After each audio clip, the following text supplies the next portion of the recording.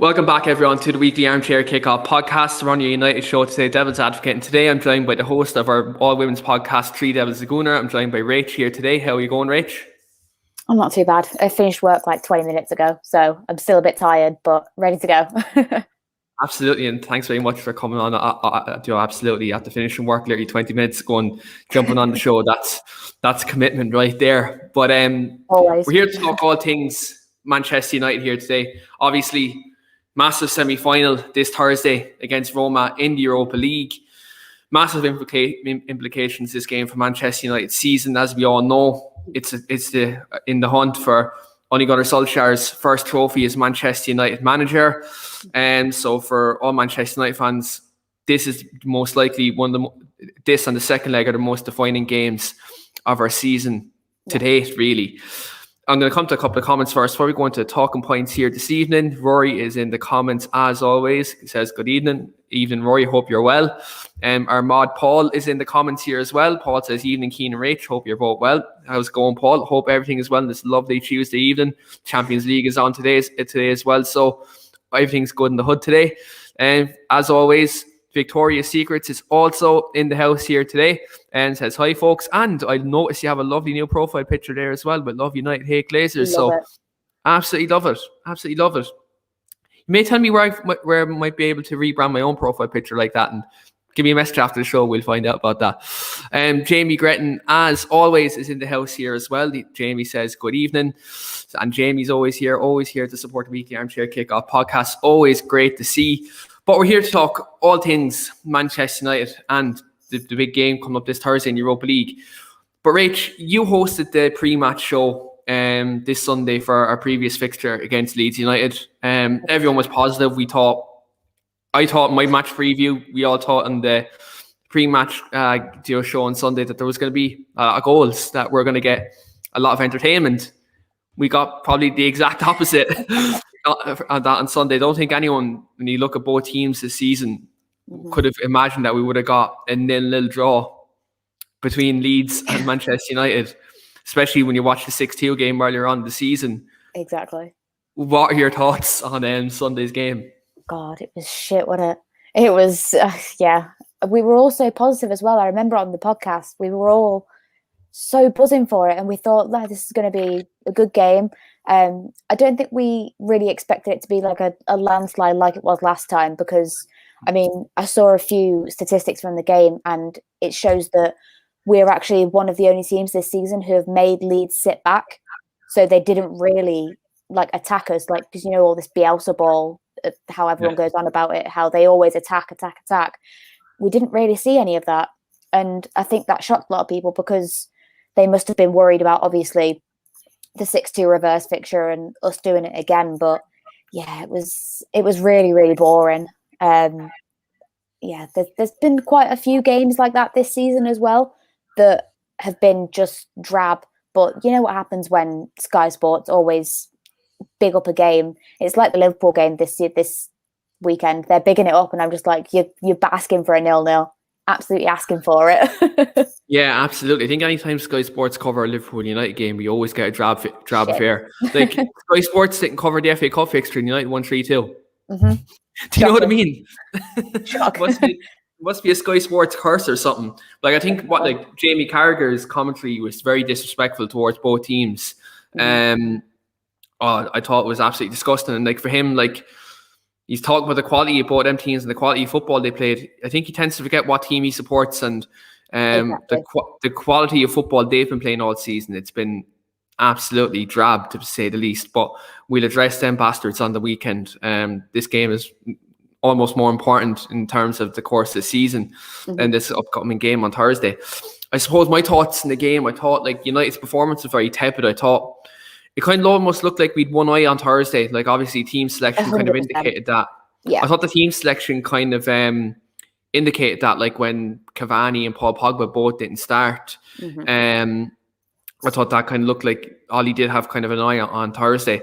Now, people might allude to the fact that in the previous fixture, neither of them started either. In the previous fixture against Leeds as well. The only player we were missing from the first game against Leeds was Martial. He was obviously out injured, no fault of his own. So obviously Greenwood took his place. So maybe Ollie looked at it in two ways. The last team was good enough to beat Leeds the first time, should have been good enough the second time. And obviously Thursday is a massive game too. That's exactly what I said on All for United as well. Like, people were saying, oh, it's Ollie's fault, but where's the accountability on the players? That's the exact same team, like you've just said, bar Martial for Greenwood, that thrashed them 6-2. So I think context is a very, very important thing. Like, yes, I understand that Ollie should have made subs earlier than what he did, but we all know that Ollie is allergic to making subs. So his in-game management does need to improve, but he obviously would have looked at that and said, right, I can rest these two key players for Thursday, because obviously Cavani he's obviously 33 now, he can't play every game, and Pogba, he deserves a break, and it's Ramadan as well, so he might be low on energy, low on food and everything. So I can understand where he was going with the team selection, thinking, well, they beat them before, then why can't they do it again? And obviously Greenwood has been so much better than Martial this season. Obviously Martial's injured, but even before that, Martial just hasn't been hitting it this season yet. So, I mean, if anything, no disrespect to Martial, but the lineup was an improvement on that 6-2. If you're going off form from this season for Greenwood and Martial. But it just didn't happen. I mean, you can definitely tell that what Ollie wants and what is most important to him. He needs to win a trophy, and I think he knows that, just to get the fans off his back. So I don't blame him for having one eye on Thursday one bit. Yeah, neither do I. And I think that even the last game in the Europa League against Granada, the second leg at Old Trafford, when we played a strong team then, even though we had two away goals, indicates that that there is obviously more importance can put on the Europa League, because second place and Champions League football is more or less done. Not providing we don't lose every game between now and the end of the season. Second place in Champions League is more or less done. Victoria's Secret said, and I actually want to come to this is the way I kind of felt like as well Sunday. It was like, it felt like a pre-season friendly, both teams going through the motions with nothing to play for. I kind of feel like that too. I think when you kind of looked at it and you kind of looked at the patterns of play during the game, it kind of almost felt like both teams, no one really wanted to go for it. No one really wanted to overexert themselves, because there wasn't really much riding on it. Now, obviously, I think if fans were in the stadium, that game would have been a lot different. Because obviously Ellen Road, Leeds fans, rivalry, that's there. But without the fans for that game, Ellen Road, it didn't feel the same for me. And I think probably didn't feel the same for the players as well. Jamie says here in the comments, I know that's the wrong comment. Jamie says here in the comments, is that why Pogba didn't play on Sunday? I think what Rach said about Ramadan is actually a very important thing, because you actually looked at the Leicester game last night. They gave an extended time for it was Fofana, and there was someone else, I don't know who the other player was. They gave extra time for them to have a meal during the game, so that they'd obviously would be okay. So look, I think that's very important, and maybe resting Pogba on Sunday, especially when he's fasting and stuff like that, that's very important, because when your body isn't, like, I know from playing ball myself, if you're not eating properly, or you're not carrying your body like the way you usually would, it's easier to pick up injuries, especially muscle injuries, when the muscles aren't working the way they usually are. So, and nutrition is very important. So, look, I think when you look at it that way, I think Thursday is most important, and Paul Pogba starting the fully fit, fully focused, and fully nourished Paul Pogba will be a very good Paul Pogba on Thursday. But we'll go on to that more kind of later on in the show. Obviously, when you look at Sunday, I think for me anyway, looking at the performances in the games, I think there was a couple of players that stood out for me. I thought the two fullbacks, Luke Shaw and Aaron Wan-Bissaka, were outstanding. I thought they were bombing up and down the pitch. Defensively, they're very good, especially Wan-Bissaka. I thought he was outstanding. Luke Shaw, it was just a standard kind of performance from himself as well. He's shown again, he's the best left back in England this season, if not Europe. And when you look at the other player I want to talk about is Greenwood. I know he didn't score, but he always looked threatening. He always looked lively. He always looked like he was going to make something happen. I thought them three players were probably our most standout performers on Sunday. Would you agree with that? No, I do completely agree.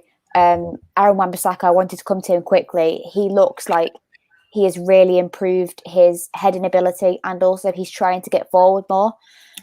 Obviously, defensively, he's always been solid. Sometimes he does waver out of position quite a lot, but his one-on-one tackling is absolutely second to none. He's absolutely insane. If he could just work on his forward movement just a little bit more, but he was pinging a few crosses in there, and he likes to do that backward header thing now that I've noticed him doing quite a few times. So it's been working. So I hope he can kind of just plug on a little bit more and get a little bit more form going forward, because that's just what he's lacking in at the moment. Once a striker gets one-on-one with him, I don't really feel threatened at all, because I know he's just going to absolutely smash it. I mean, I know how everyone was kind of showing that clip of, the City defender. I can't remember his name now, who made that tackle. Ruben Diaz, yeah. Ruben Diaz, yeah, that's it. And he made that tackle, and I was just like, I swear. Wan-Bissaka does that every game. Exactly. It's just like, where's the hype for that? No, it's just a standard tackle, but Aaron Wan-Bissaka's tackling is just second to none. But he just needs to improve going forward. But he had a very, very solid game on Sunday. Luke Shaw as well. Yeah, it speaks for itself, really, because he's been absolutely outstanding this season. Our player of the season, in my opinion. And Greenwood, you can really, really tell the influence that Cavani has had on him, which makes me so happy. Even if Cavani doesn't stay, and I don't really think he will. I think he will go to Boca Juniors. The influence that man has had on Greenwood, you can just tell by his movement and his thinking. Yes, he's not bad in goals. His intelligence is like, you can see his first touch, his movement, his even just the little things that you're noticing in his game. You can see he's kind of feeding off Cavani in that respect. And I think even if Cavani does leave this summer, which I think, look, it's 99% sure that that's going to happen. It's been no secret since about February that this is going to be the case, that he's looking to go back home. Look, a player his age, it's kind of understandable. The South American players tend to do that at the twilight of their career. In that respect. So, like, look, I think if Cavani stays for another year, we're going to see levels again for Mason Greenwood. But even if he don't stay, I think there's been enough development this year that we can put more trust in him next season, especially to be the number 9. I know the girls discussed last night on Three Devils and a Gooner that though they felt like maybe Cavani staying another year might be beneficial, which I think it would be. But let's say if he doesn't stay, like, he still has Martial to compete with, because like Martial won't want to be sitting on the bench. There's going to be competition there. Obviously, Martial won't feel as threatened by a Greenwood, so maybe he'll raise his game and then they can push each other. Because one thing I think I've seen with Martial and Rashford, when both of them were battling for that left midfield spot, when we had Zlatan there, they pushed each other and they both displayed great form. So I think if we can get that kind of push between the two from Greenwood and Martial next season, if Cavani doesn't stay, then that can benefit both players. We can have competition for places. Now, obviously, there's links with Danny Ings and stuff like that in the media. He's a good striker. Don't get me wrong. He does all very good things, but I'd rather see Mason Greenwood develop than Danny Ings coming at 28, 29 years of age. And is he that old? Jesus. Yeah, he's 28, 29. He's been around for ages. He was at Liverpool for a while, you see. I think that's where he was injured. Like, so I think that's why people think Danny Ings is it's kind of old. Like, I think I thought he was 31, 32, and then I seen he's only 28, 29. I was like, Jesus Christ. Like, he's someone who's been around for a long time. Where was he? He was at Burnley, weren't he, or something, before he went to Liverpool? That's crazy when you think about it. He has been around for a very long time, but he doesn't look that old. But I mean, he's a solid player, but I agree with you. I would rather stick at it with Greenwood, because I think he is going to be absolutely incredible. Jamie Grattan says in your comments, Danny Ings is 28. At my age, I'm not old. Sorry. Yeah, but look, he'd be an average kind of option in terms of if you want to progress and be challenging for the league. He's probably not the striker you want up front. You need someone elite. I think Greenwood can reach that level eventually. But But again, Danny Ings might be a stopgap, signing. I know what you mean. Like I think people can talk about Harry Kane's 27 and people say he's a stopgap. There's a difference between Harry Kane and Danny Ings. Harry Kane is world class. Harry Kane will get you 20, 25 goals in the league every season. Whereas Danny Ings gets you maybe 15 to 20. I just don't like him. You know me. I understand he's a world class player, and no doubt about it, he would improve our team. But he wrecks my head. He really wrecks my head. I just don't like him. I'd rather Erling Haaland, but that's not going to happen either. So I don't think we get Haaland though. I think I'd love it because he'd be like he's the dream. Like he's the dream option. Definitely. But again, like it's just one of them things. Reese is questioning me saying Harry Kane is world class. Reese, I know you don't like him, but like Harry Kane is world class. He is world class. Wasted his career. I think he even could have been so much better than what he is now. He's amazing now, but if he'd have left Tottenham earlier, he could have been, Yeah, like I think he could have won a lot of trophies if he left Tottenham like a year or two ago. Like I think probably the ideal time for Kane to leave Spurs was 2018. Yeah. After that World Cup. Yeah. He could have went to Madrid or something like that, and he could have just flourished, All credit to him for sticking around, because he obviously loves the club. So all credit to him for sticking around. But I think for his own game, and I also agree Son as well, I think for his kind of future development. I don't like him anymore, so no, I hope he stays at Spurs now. I actually said in a podcast, I think it was about 6 months ago, that Son is a player that you just can't hate. I take that back. I hate him. I completely take everything I said back. So, yeah. After watching the document, it's sunny here in Ireland, right out of nowhere. Now I'm just looking out my window, and it's fucking lashing rain. Only in Ireland. Jesus Christ. But since we're talking about clubs and staying put, there was rumours of a player or a defender leaving Manchester United a couple of weeks ago, and people are saying he actually wanted to leave. Was Eric Bailly. Fast forward a couple of weeks later, yesterday, new contract, I think it's 3 to 4 year deal.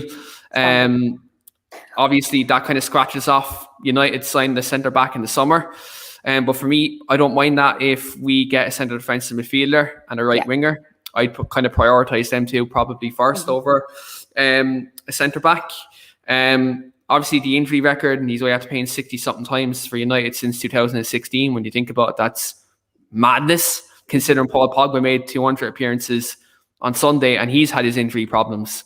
So both of them it's kind of shady in that. But when you've seen the news yesterday that Eric Bailly got a new contract, what were your feelings? What were your thoughts when you seen the news?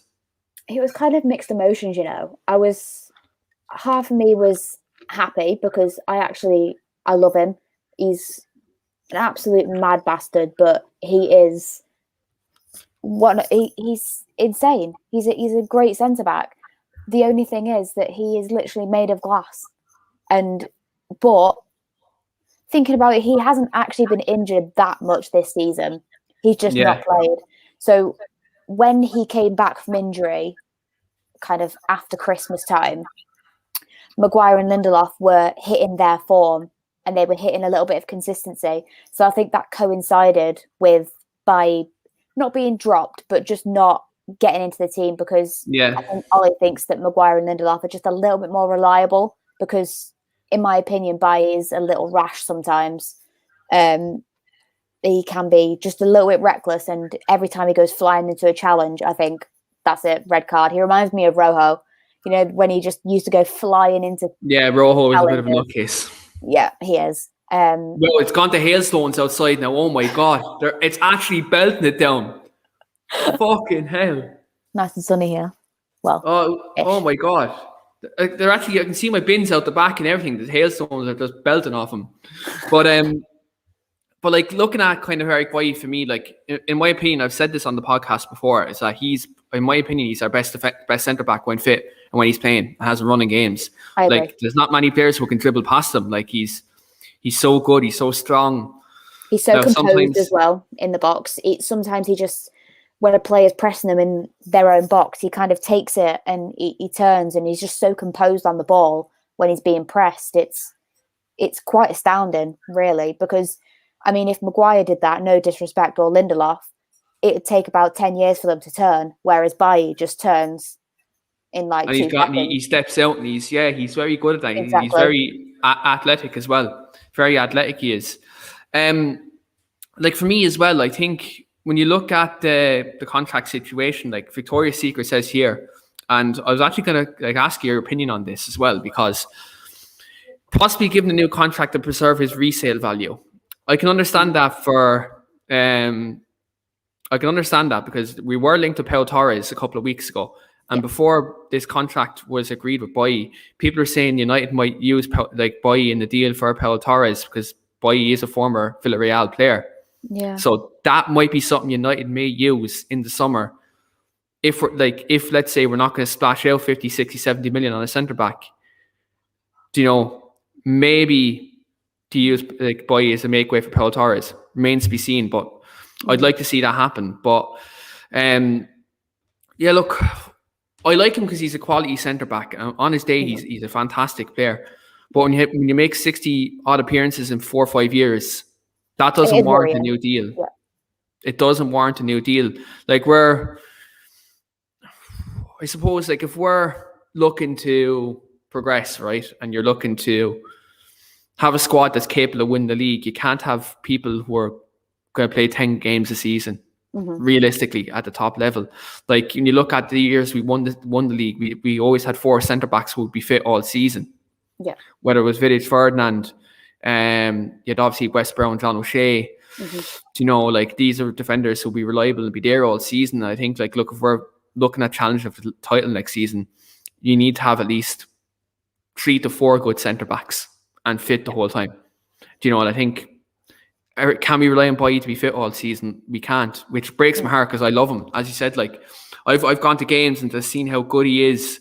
Like his recovery pace is just unbelievable. Like from playing centre back myself, and to see the way he, like a player can, let's say, pump a ball over the top, Bailly might be caught out of position, and his recovery pace is just something else. It's something different, and again, he's someone I highly admire as a player, but his injury record just doesn't warrant a new contract. And I think I'm not saying that in a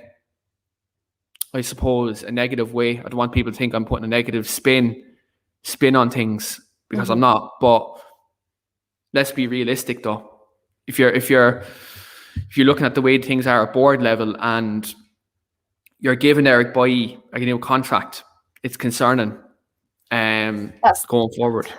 That's the Glazers for you though, and Ed Woodward. I mean, he's still there. As much as we were happy that he's left, he's still the driving force behind it. And maybe he is thinking about the resale value. If he can stay fit but not play, then you're not really going to get a lot for him. He needs to play games to have that resale value and bump it up a little bit. But I don't know. I'd love for him to play more. It's a catch-22, isn't it? Like, yeah, it is. I would like him to play as well because we know that obviously Maguire and Bailly work quite well together, whereas Lindelof and Axel work quite well together. But we don't really get to see it very often because they're both quite injury prone. So it's one of those things, really. You don't really know your best partnership, really, because all of our centre backs work in different ways. They have their own person they work best with. So it's hard because you're not going to drop Maguire, who's an 80 million signing. There's absolutely no way that he'll drop him. So it's obviously going to have to be Maguire and somebody else. Yeah, Maguire and Bailly, I think, is our best partnership. Like we've seen this season when they've played, they complement each other's style. I think Lindelof Maguire is turning out in the last kind of 6 months that partnership is also developing. There's an understanding being developed there. With the inclusion of Henderson as well. I think that's a massive Henderson has done massively good there as well in terms of help build that too. David says here in the comments, welcome to the show, David. He says, genuinely worried about the lack of investment this summer, might regress us to 4th, 5th and 6th. Could be the case if like Liverpool, Chelsea Leicester, Spurs, they all invest and we don't, then that's a possibility. Yeah. But I still think this squad's good enough to finish in the top 4 next season anyway, like regardless of investment or not, when you look at the quality we have, especially if you hold on to the likes of Bruno Fernandes, Paul Pogba, and obviously Marcus Rashford can stay injury free. And obviously when you look at some of the 23s that are coming through, there's a lot of quality in this football club. There is. But we still need to add 1 or 2 anyway next summer, even if it's maybe a Rice and a Sancho, just them 2. And we get rid of a Lingard and a couple of other players to obviously make the net spend to kind of balance that out. It still improves the squad, but we'll see in the summer. I think kind of just remains to be seen kind of what direction the club takes, especially after the Super League fallout and kind of stuff like that. Do the Glazers make it up to the fans? In my opinion, I don't think so. I think Super League could happen. We can protest as much as we like. Do the Glazers? Do the Glazers look at this? We'll see what happens. David also says here, and I think this is very important, if you win the Europa League, Ollie has to play hardball with the board. I think Ollie will play. I think he has to. He has to put his foot down and be like, look, I'm going to have to win the Europa League. I'm going to have to finish in second in the league. This is the best single season post Sir Alex Ferguson. Show me the money. That's what he'll have to say here. I think he'll have to say, look how good this squad is. Look how better this squad can get. Just give me a defensive midfielder. Give me a right winger. And we can challenge for the title. I think, I think that could be something. That could be something we can maybe look at going forward. But we're here anyway to talk Europa League because essentially that's the biggest thing on the agenda this week so far. Obviously, we've Liverpool Sunday. That show will be coming this week later on in the week. And obviously, I have Leo Macari on Thursday as well. I'm interviewing him Thursday afternoon. And so I will be releasing that at about 4 p.m. on Thursday. That interview is pre-recorded. And so that will be released at 4 p.m. on Thursday as well. So do check that out. I'll have it up and set your notifications on. That'll be there. But big game Thursday. Roma and Europa League. Italian team, very big club. We've played them a couple of times in the Champions League in the past. We've always kind of found it tough against them, bar the 7-1 at Old Trafford in 2007. Couple of ex-Reds playing for him in Mkhitaryan, Chris Smalling, obviously former Manchester City player Edin Dzeko there. So there's a lot of kind of former players in United's history, especially with our 2 former players. And then look at Dzeko scored one of the most important goals nearly in our history against us, like in terms of helping City win the league. He got that equaliser. So there's a lot on the line here, not only for the semi-final, but obviously, look, bragging rights as well. There's a lot of bragging rights on the line here. When you look at this game, obviously Roma are 7th in Serie A. They're not having their best season domestically. However, they are playing well in the European competitions. They're almost like Arsenal this year. Like they're not playing well in their domestic league, but they're doing very well in Europe. Yeah. So I think we have to show them the respect that they deserve, because Italian teams, though they're very defensively astute and they will pose their own problems. How are you feeling going into Thursday?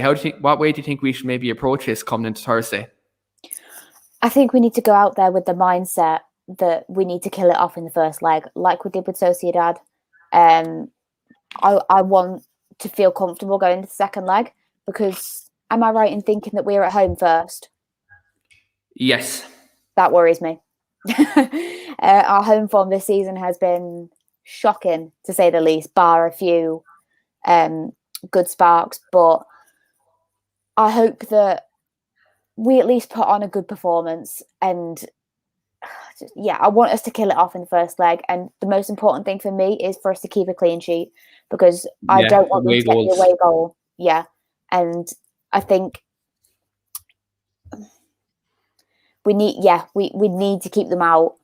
Even if I don't want to wish a 0-0 on, I don't want to put that out there into the universe, but a clean sheet is the most important thing. And then we can go out there seriously and hopefully get a few goals. But yeah, I think the clean sheet is the most important thing here. But I'm not underestimating them at all. And I think Ollie's comments as well have been taken way out of context.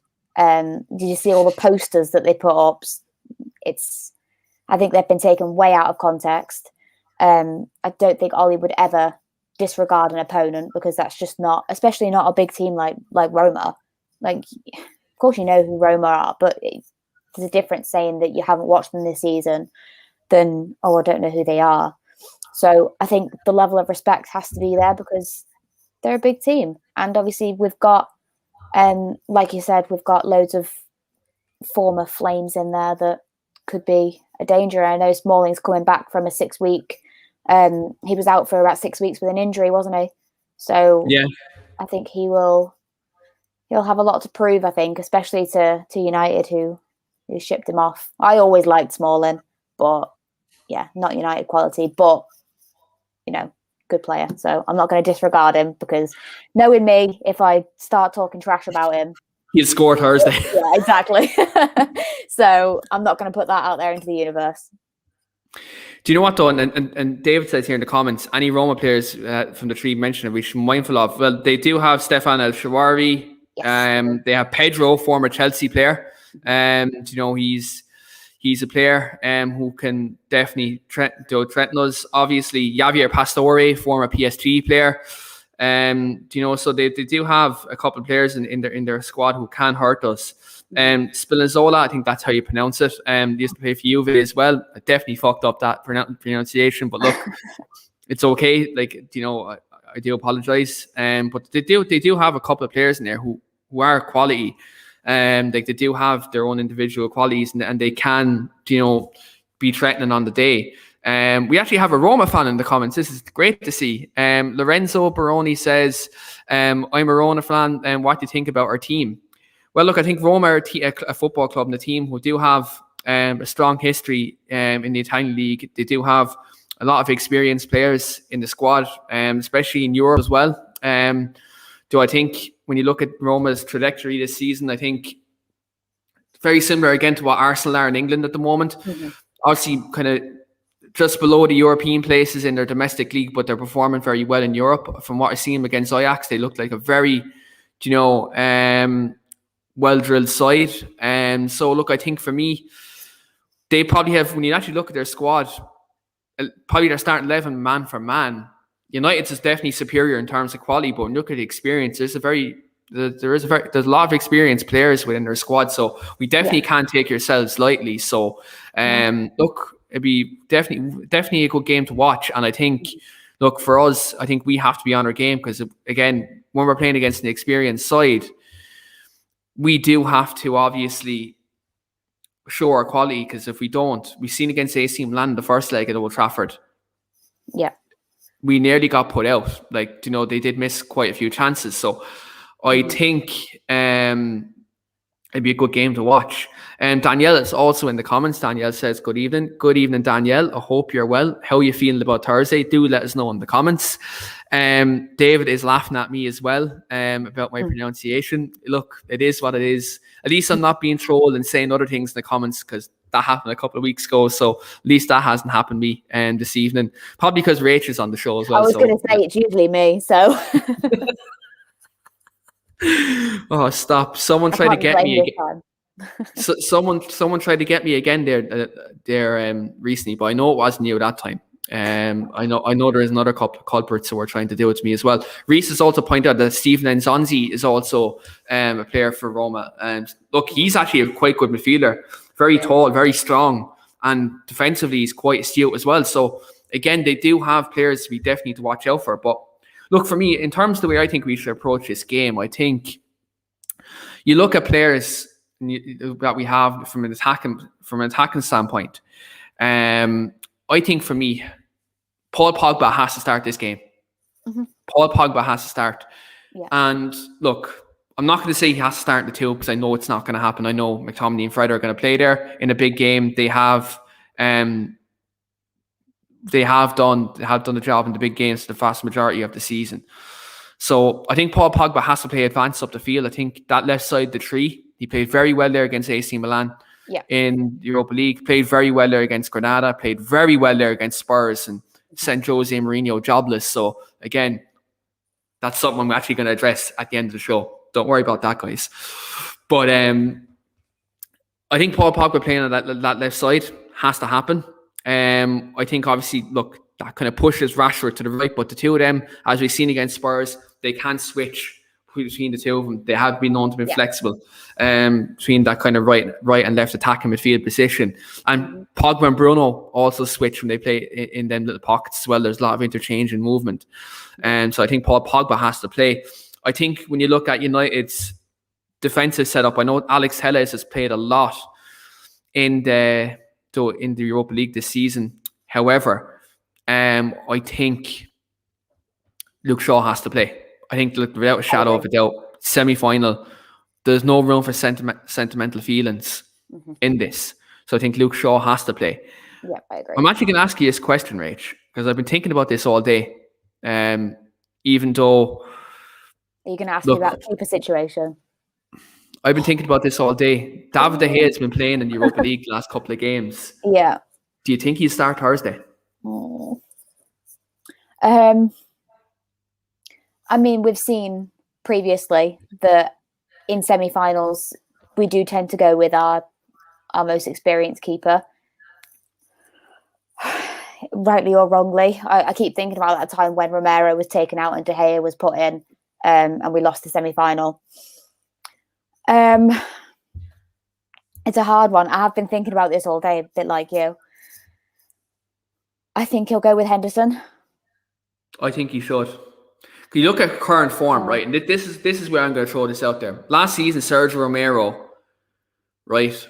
Sergio Romero was playing very well in all the cup competitions. Yeah. Last season, Ollie took him out in the semi-final against Chelsea, and David De Gea actually made the error for the goal. One of the goals that Chelsea did score. It was actually two of them, actually. Yeah. I look at this. I love David De Gea, but again, this is the way I look at it, right?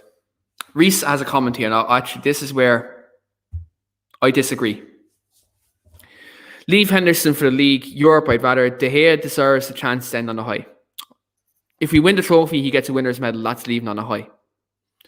There's no room for sentimentality in this game. If we're talking about Manchester United progressing, Dean Henderson's been our best goalkeeper the last 2 months.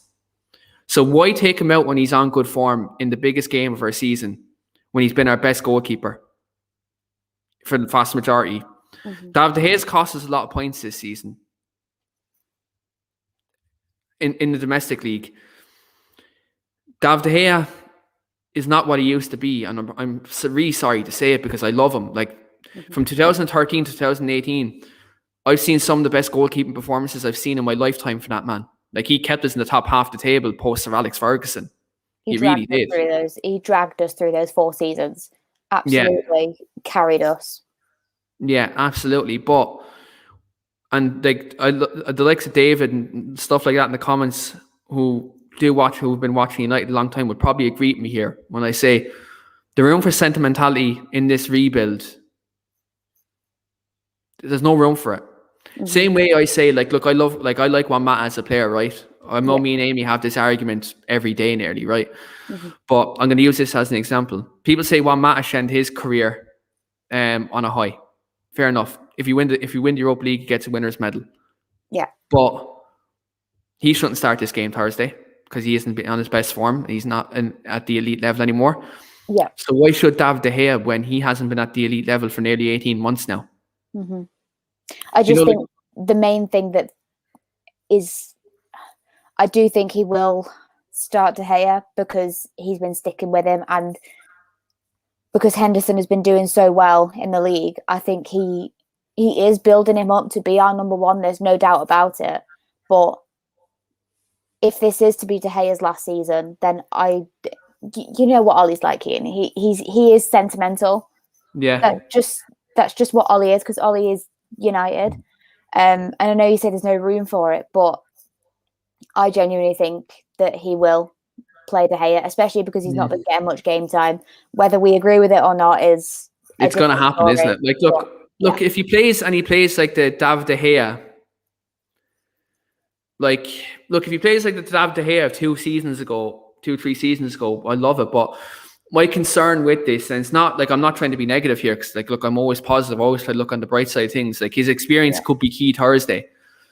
But for me, I just want my team to win, and the way I look at it is you have to play your players who are best informed. That's why I'm saying Tella's been great in the Europa League and even the couple of Champions League games he played this year. But Luke Shaw is the best left back in the league. He has to play. 100%. Do you know? I'm conflicted myself, but yeah, it's a hard one. Like, it's more like, look, my head is telling me, right, Henderson all day. The heart says maybe give De Gea a chance, but I think for me, this will tell whether Ollie's serious though. I think, like, in terms of like whether he's sentimental and whether he has favourites. I think this will actually show if he starts De Gea. For me, I think. Do you know? But I think Dean Henderson, I've been calling for him to start since the start of the season, and since he's come in, look, we both said it. He's injected, do you know, more confidence into Lindelof and Maguire earlier on. Like they looked nervous wrecks when De Gea was behind them this year because De Gea hasn't been on top form. Like, I know playing centre back myself, when you have a keeper who isn't great behind you, you're very reluctant to give away the ball, and you'd be shaky sometimes on the ball as a centre back. When you have a good goalkeeper behind you, it gives you so much more confidence. Because you know, look, if you do mess up, you have someone who's commanding who will come out and clean the striker out. Whereas, like, look, another concern I have is we get targeted from set pieces from Roma if David De Gea starts. Edin Dzeko will target him on Thursday. I can guarantee you that if De Gea starts. That's why it's another massive concern. But look, we'll see what happens in terms of the way we set up and kind of how we go. Obviously, like, I'm just going to come to another couple of comments here. And before I get to actually the next topic on the show, because a comment in here from the Roma fan. He said, in your opinion, which is your weak side? I think he's on about our weakest player. Yeah, there it is. In your starting 11, who'll be the worst player? I think our starting 11 is actually quite good. I think when you go man for man, but I think if you had to go the weakest player in our 11, it's probably Fred. Right. Yeah, I agree. Yeah, I think Fred's probably the weakest player in the 11, but he isn't the worst player. But he has his own attributes, I think. Fred, yes, he gives the ball away and his passing is not the best, but he's so tenacious and he'll always try and win the ball back. I agree with you that he probably is one of the weakest, but I wouldn't say he's bad.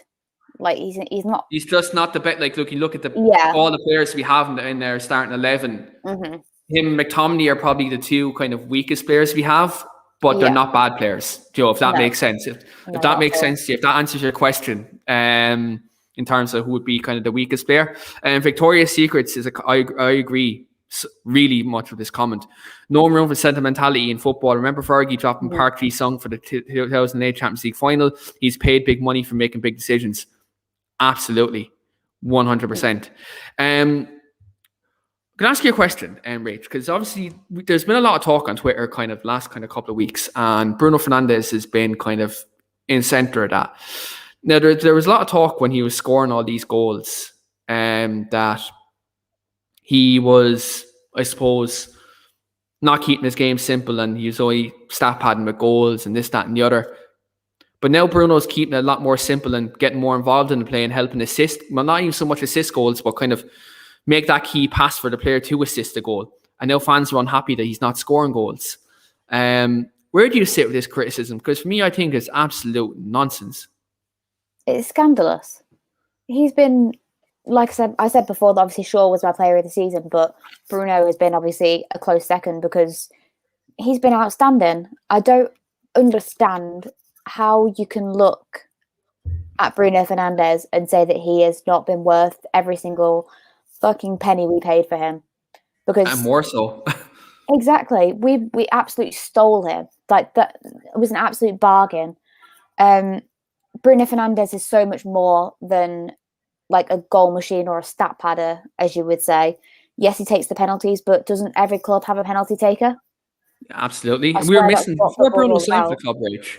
And just on that as well, before Bruno signed for the club, we were missing penalties. We were missing nearly all of our penalties. Martial was missing them. Rashford was missing them. Exactly. Oh, who else? There was another penalty taker in between that. Pogba was missing them. Pogba, yeah.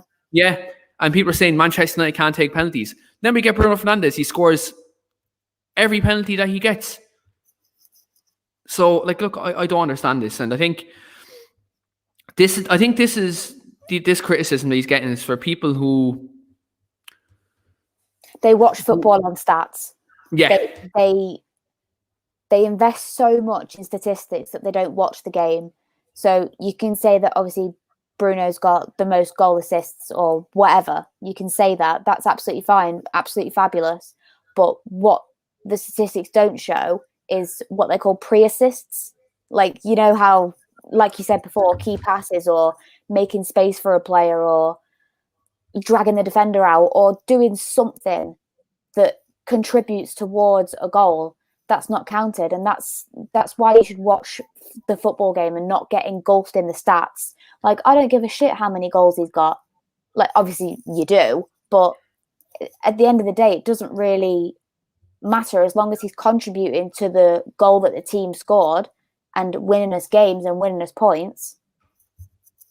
I'm happy with that. Yeah, absolutely. And I think I like some of these people like watch football and they base players' performances based off stats. And I was on Adam's show on Sunday, like when this point was actually asked to me first, because obviously like I'm a huge Bruno Fernandes kind of advocate. Like I rate him so highly. Like Jamie, who's our Tottenham fan, on the channel, like he's my manager in my workplace, and 6 months before we signed Bruno Fernandes, I was saying to Jamie when we were linked to him, before Spurs actually were meant to sign him as well at the time, I said to Jamie, look out for this player, Bruno Fernandes in Sporting Lisbon. Quality player. He'll improve either one of our teams. Obviously, Spurs went off, got Lascelles, so 6 months later, United go off and buy Bruno. But like he's a player who has so much in his arsenal. I think people who watch football and base players' quality on stats probably never kicked the ball in their life and never played the game to know football is not just all about goals and assists. Players are there to do certain jobs. Yeah. Yes, Bruno did score a lot of goals earlier on the season, but this is what I say to these people. You all called for him to keep it simple. Now he's keeping it simple, and he's helping other players such as Rashford and Greenwood and Cavani get goals. Is this not a sign that we're not just Bruno Fernandes? Everyone says that Bruno Fernandes, we're just Bruno Fernandes. Now Cavani, Greenwood, Pogba, Rashford, all these other players are scoring, and Bruno Fernandes is helping him score goals. So if you're a Manchester United fan, I'm very puzzled to think why you're upset about this, because we're showing we're more than a one-man team. But again, these guys have agendas. These guys, we all know who they are. Not going to name these guys, but we all know who they are. They just like to make an agenda just to slam negativity. Not going to name them, but you all know who they are. Just take a guess. But Paul is in the comments. Our mod is here. Paul says, smash a like in the video if you haven't already. It really helps the channel. Absolutely. Do smash a like in the video. Do subscribe. Again, I will just remind you all, if you missed the start of the show, I have former Manchester United and Celtic player Liam McCarry coming on the show this Thursday. I am interviewing him about his Manchester United and Celtic career. We'll also be talking about the European Championships on the show as well. Obviously, his nation, Scotland, are also in the Euro, so we will be talking about a lot of things on the show Thursday. So do check that interview out. And also, this Friday, it's either Friday or Saturday, I'll know, because I have Liverpool fans coming on the channel this week as well. With big Manchester United versus Liverpool preview this week. Obviously, I seen the Rachel's face and I said Liverpool fans. Wasn't really happy about that, but look, it is what it is. Look, we're open to having a lot of fans on this channel. It's not just all about United, even though, let's be honest, Manchester United is where it's at really at the moment on this channel. But obviously, looking at the game itself, starting 11 predictions, Rach. And so we're both going to make our predictions as to what we think will happen. And look, I suppose it is down to personal discretion as to who we think should start. So I'm going to come to you first, Rach. Give me your 1 to 11 for Thursday night. What you'd either like to see or what you think Ollie's going to go with. Go whichever way you want to go. I think I'll go with what I think Ollie is going to go with. So I think he's going to go De Gea. That was hard. Yeah, I think he is going to go De Gea. Back four, I think, speaks for itself. Shaw, Lindelof, Maguire, and Wan-Bissaka. I think he's going to go McFred in the midfield with Bruno and Pogba. And then Rashford, Cavani, and Greenwood. Yeah. Rashford, Cavani, Greenwood. Interesting. Yeah. Very, very interesting. I'm going to go with my 11. Again, there's probably one or two positions I'm kind of unsure what way we'll go. I'm going to go Dean Henderson in goal. The reason I'm going with that, because I think Ollie probably will go to Gea, but I'm not being sentimental. I think that's maybe I'm being old school. I don't know. But Dean Henderson has to play. Back four, again, speaks for itself. Wan-Bissaka, Lindelof, Maguire, Shaw. I'd love to see Pogba in the two, but it's not going to happen. So I'm going to go with Scott McTominay and Fred in midfield. Again, just to provide us with that bit of energy in midfield. Bruno on the 10. Paul Pogba has to play. So go Pogba on the left. This is where it's tough for me. Yeah. This is where it gets tough for me, because Rashford is not comfortable on the right hand side. No. And when we play Greenwood on the right and Cavani up front, we're actually a better side nearly in terms of balance of play. But Rashford's production has been like no other this season. So I think based off experience and probably his production this year, I think he'll go Rashford on the right. And I think he'll go Cavani up top. I think Cavani's movement will be crucial in this game. I think like obviously Chris Smalling's in there in the box. I don't think he'll start Greenwood up against Smalling, because Smalling is a very physical centre-back and very good in the air. I think Cavani, like we've seen when Smalling was at United and he'd come up against a good physical striker, he'd get bullied. I think Ollie knows that too. So I think he will start Cavani up top, and I think he may go Rashford on the right, but I think Rashford will probably play 60, 70 minutes, and we will see Greenwood for the last 20 or 30 minutes. I think that's what he'll do. He's done it against Spurs. I think he'll do it against Roma as well. Because I think the way he's looking at Rashford is, look, I get a good 65 to 70 minutes out of him. Hopefully he'd nearly win us the game and then take him off for Greenwood. I think we've seen that in the last few weeks. I don't think it'd be any different this week. Victoria's Secrets is in the comments. I was just about to say I named 12 players. You know what? That anyone who knows me knows that I can't count for shit, and I always do that. I always name either one too many or not enough. So yeah. I literally picked up on that a minute ago. I was counting on my fingers below the screen. I was just like, I fucking named 12 players. So yeah, and I think you look at that now. I think Rach wants Manchester United to get a fine off UEFA now. That's all that is there now. We have a comment here from Matthew Brown, and despite just as well, Greg Chambers is not in the comments here today, because Matthew Brown says Donny van de Beek to start. I have a theory on Donny van de Beek. Tune into the Liverpool preview. Oh, that's all I'm going to say. I think he may start then, but we'll elaborate that in Liverpool preview. Stay tuned, guys. But yeah, look, I think the two debates, I think, really is whether Rashford or Greenwood start, and then De Gea or Henderson. I think they're probably the two where you're unsure. I think the rest kind of picks itself. I just think 100%. I think the right midfield position and the goalkeeping are probably the two ones where we'd be sweating on Thursday, I think, when we actually were waiting for the team selection. So obviously the team news too come out. Paul is calling you a legend for picking 12 players as well, Rach. You know, it's one of them, isn't it? Like she wants us to get fined off UEFA. We need to get past that semi-final. We need to get past the semi-final. So fuck it. If you have to play 12 get players, every advantage you can. Everyone get your boots on. Finally, Rach, because I know you have to jump on She Devils at 7 o'clock, so I'm not going to keep you too much longer. So finally, my favorite part of the show, guys, it is score prediction time. So everyone in the comments, get your score predictions in the comments, whether you're watching on Twitter or whether you're watching on YouTube. Do get your comments in. If you are watching on Twitter, guys, I know I love my Twitter page and I love the Twitter platform. Do come over to youtube.com/weekly armchair kickoff podcast. Get over here to watch Devil's Advocate. Do get your comments in. Do smash a like in the video. Do subscribe. We do always love the interaction, so do that. Do come over and do show us some support. It's much appreciated.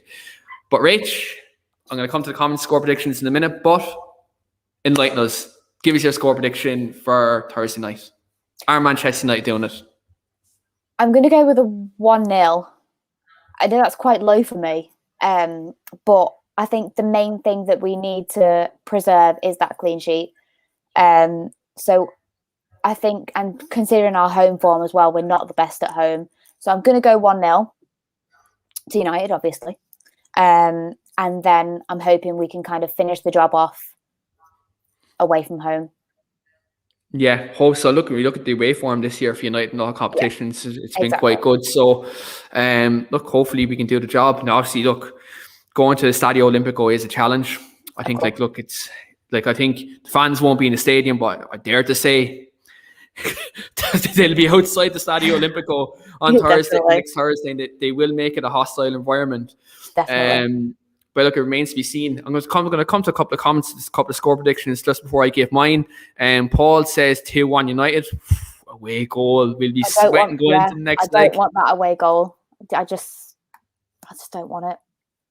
Yeah, neither do I. I'd be sweating going into the next game. Exactly. David says 2-0 United. Absolutely loving the positivity, David. Reese says 2-1 United first leg and then 2-1 United second leg. Jesus Christ, everyone going with the away goals. You're killing me, guys. Rory says 3-0 United. Rashford to agreement 1. Rory, I'm loving your positivity, brother. Keep it coming. And Matt says, same as Rach, 1-0 Manchester United. Yes, so there's a couple of different. Well. I think it's going to be a Pogba goal.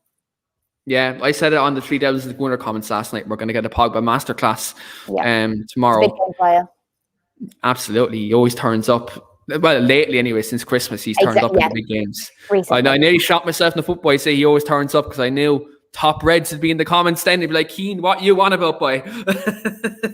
So I quickly said since Christmas. Since the resurgence of form. Context is everything. Yeah, context is everything. Yeah, I had to add context to that before I got shot. But exactly. I think United are going to win 2-0. I'm going to go 2-0 United on Thursday. I'm going to go Paul Pogba scoring. I do agree. I think Pogba will get a goal. Yeah. This one, I'm trying to think who's going to get the second. I'm going to try. I'll go Cavani. Yeah. I'll go Cavani. I think he'll beat Chris Smalling in the air for a header. I think that there you go. To go. And it'll be late as well. Cavani will get the second, and it'll be Greenwood off the bench whipping it into Cavani. There you go. There's my wild prediction. Greenwood off the bench whipping it into Cavani to win us the game. But look, that's the show wrapped up, guys. Victoria's Secret says 3-1 Bruno penalty. Of course, Amy's not here, so we have to chuck in that Bruno penalty. Yeah, absolutely. Amy isn't here tonight, so the Bruno penalty had to make an appearance somewhere in the show. But look, that's the show. Finish up there, guys. Thanks very much to Rach for coming on. She literally has to jump on, and she Devils United right now in a couple of moments. So do jump over there if you want to do so. Also, I'm over on a Leicester fan channel in the next couple of minutes as well. I'm on Leicester Till I Die as well, where I'll be talking about Manchester United's run-in towards the end of the season. So do check that out as well. And as always, on Thursday, I am interviewing Lou Macari, former Manchester United and Celtic player. That will be released Thursday evening about 3 to 4 p.m. So do check that out as well. And as always, do subscribe to the Weekly Armchair Kickoff podcast, as there's always more football content to come on the channel. But as always, this is Devil's Advocate. This is the end of the show. Manchester United are going to win on Thursday. Semi-final hoodoo is going to end. On that note, guys, we'll see you later. See ya.